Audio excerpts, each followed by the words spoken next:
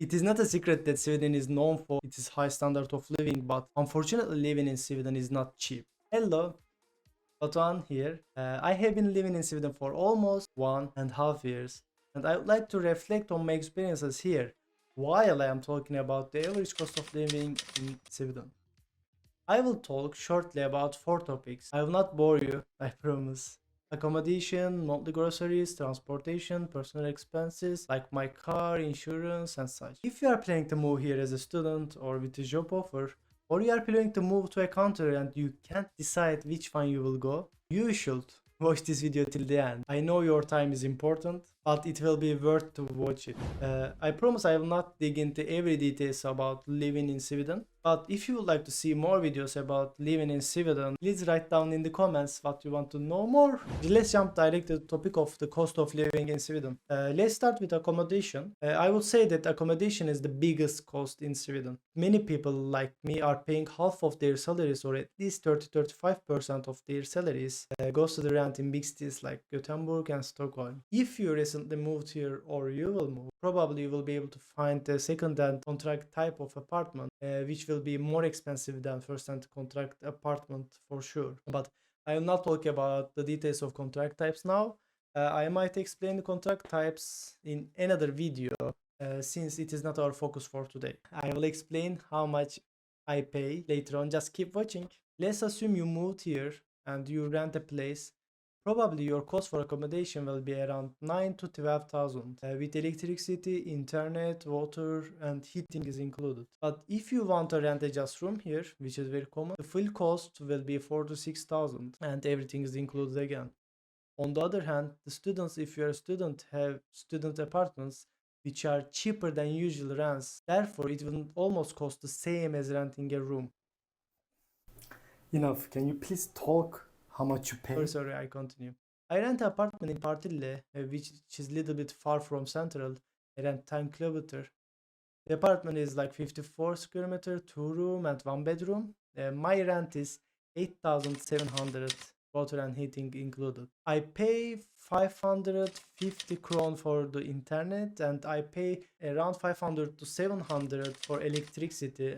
And when we calculate, the total cost for me for living here, just accommodation, is 9,900 kron. I would like to note this down. My place was unfurnished since it is a first-hand contract type. Second one and most important after accommodation is grocery shopping. I had one shopping video which is very boring one, but if you wish you can go and watch it to get some ideas. We are just a couple and we don't have any baby. Our monthly cost is fluctuating, but nowadays it costs 4,000 kron. Meat, milk, and I don't know, without limiting ourselves, and it just costs 4,000 kron. 1 kilogram mincemeat costs 120 kron, 1 kilogram rice 30 kron, and so on. However, if you will not cook at home or you don't know how to cook, I propose that you should learn how to cook because it is freaking expensive to eat outside here.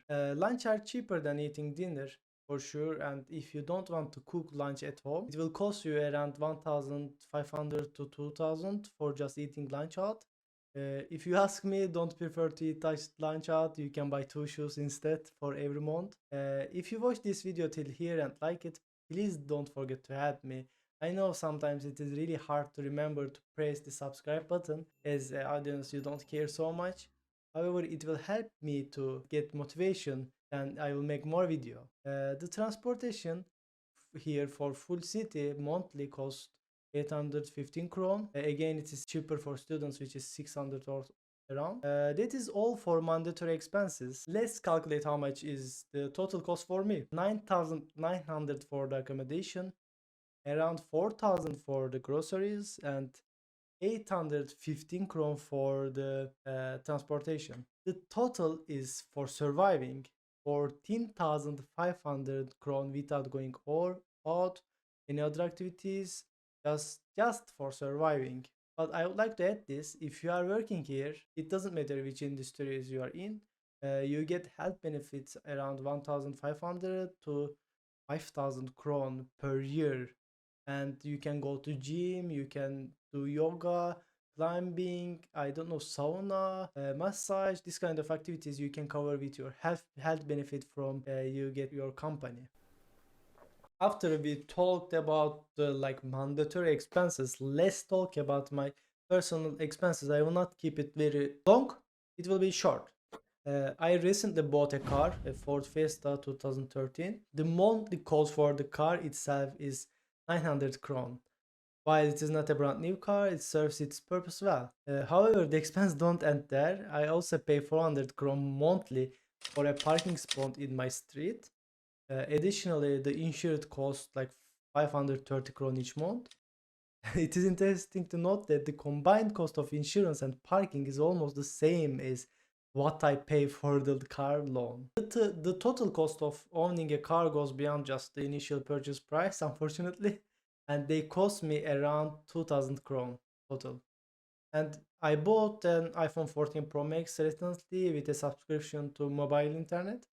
It is just for 600 kron for a month, and it is I don't want to go into more details since this video is about cost of living here, and I don't want to bore you with long talk, etc. I hope I was direct and informative about this topic, and it matches with your what you are looking for. Don't forget to subscribe, follow, like, or something if you really like it and you say, Batu, you saved our life. See you around. I was a little bit nervous today. I don't know why.